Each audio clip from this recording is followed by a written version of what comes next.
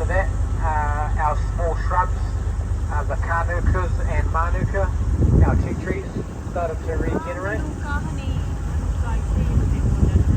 Followed by a lot of our other species that we have around in the area. It's usually a lot calmer in here than out on the lake most days. And every now and then you can see a rainbow trout jumping out of the water. In the last eruption, this lake became landlocked, and in 1913 they introduced American steelhead rainbow trout to the lake. They average about 3 to 6 pounds here in the lake.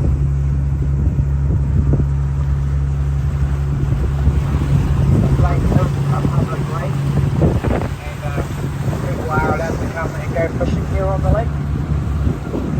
However, it's very hard to access to the lake, so we don't tend to have much traffic out here.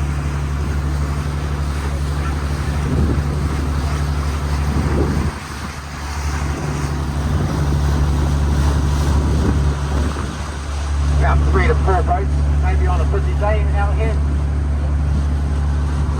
And they're simply just out here casting a fly, looking for a spinner, trying to catch some trout for dinner to take home.